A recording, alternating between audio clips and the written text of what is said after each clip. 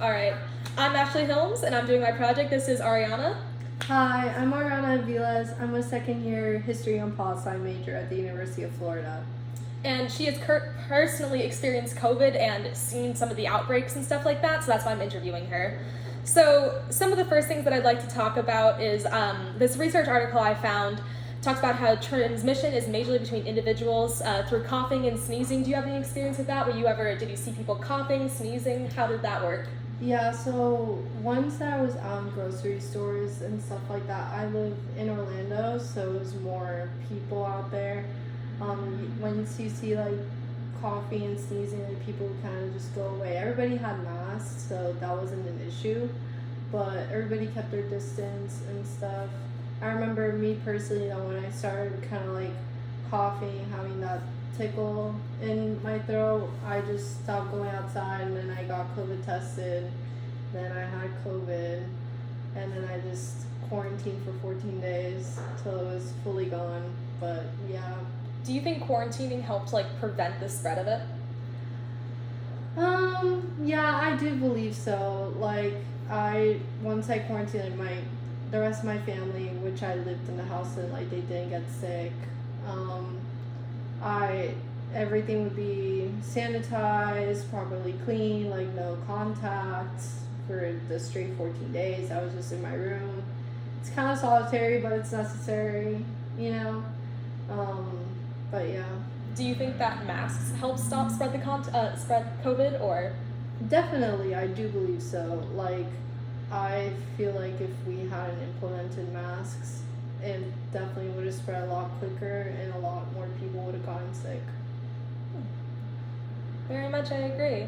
So this other article I read was talking about how those who had underlying medical conditions or were elderly or had some sort of thing like that were more susceptible. Did you have any personal experience of that? Did you see anything like that? Yes, so my aunt's husband, my uncle, he actually died from COVID because he had a autoimmune disease and he was elderly. I want to say late 70s, early 80s. So yeah, he actually passed away because of that, and he actually got it in the airport on the way to Orlando. And once he got back to PR to Puerto Rico, he passed away over there. So yeah. Sorry for that. No worries. Do you think there was anything that you saw that really contributed to spreading the disease? Did you see a lot of people who were not obeying COVID regulations, not wearing their masks? Did you see a lot of that? In open spaces, people would wear their masks less, or just wear them incorrectly, mostly not fully take them off, but just put them below their nose or just kind of breathe out for a second a little bit and then put them back on, etc., not being 6 feet apart. But that was mostly in public open spaces if you were around in those.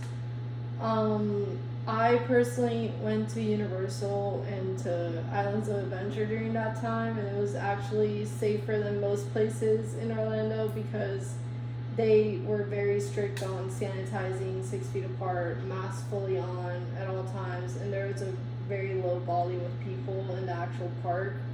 So it was probably safer in there than in other places that you normally go to, like the grocery store or just any other necessary place. Do you think that the grocery store and those necessary places were a big place where the disease was transmitted?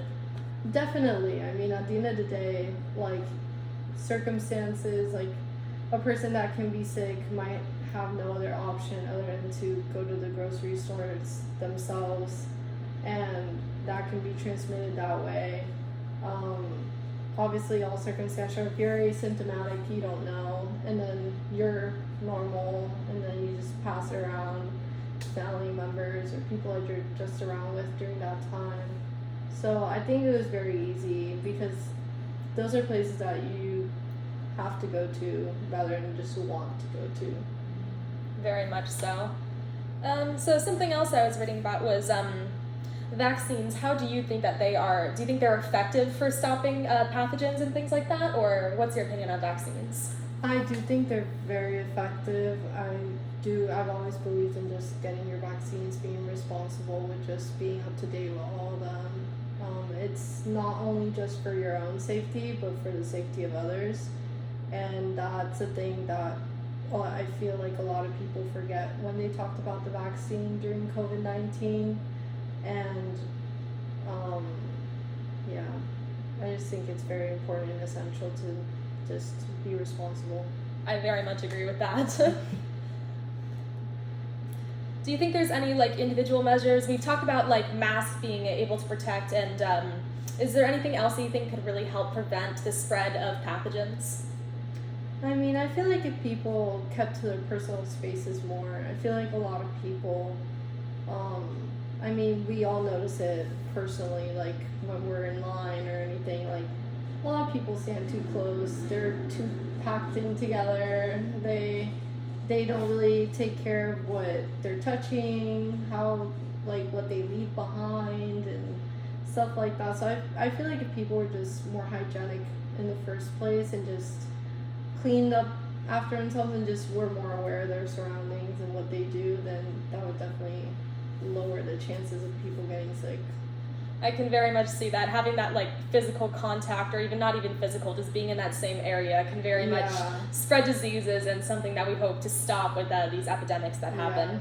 And we see it in the university even, like when we go to class, when we're in auditoriums and somebody's coughing too close, or you know, they cover their cough and then they put the hand on the table, and then, you know, then we're all sick before you know it.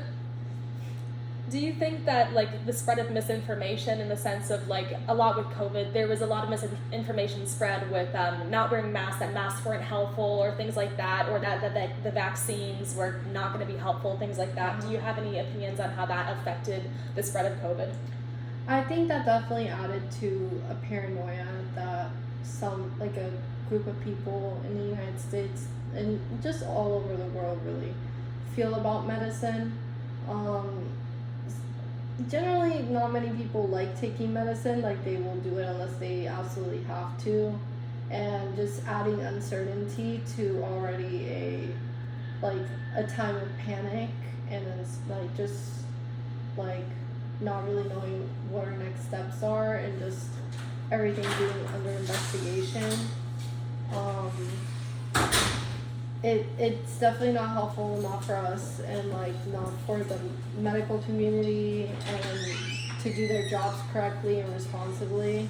And it also just doesn't help like public sentiment towards it.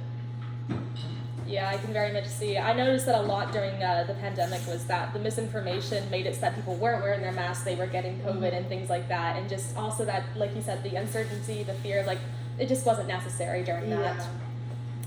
Do you have any more like personal experiences you'd like to talk about with COVID? I mean, I did get COVID right before the vaccine came out, and I think like as long as everybody gets their vaccine, I got my vaccine right when it came out. I signed up for that, and I got my 2 doses, and I got the booster. So, and I don't regret it one bit. I feel like it keeps everybody safe. I think it's the most responsible way to behave towards the situation, to take care of the situation.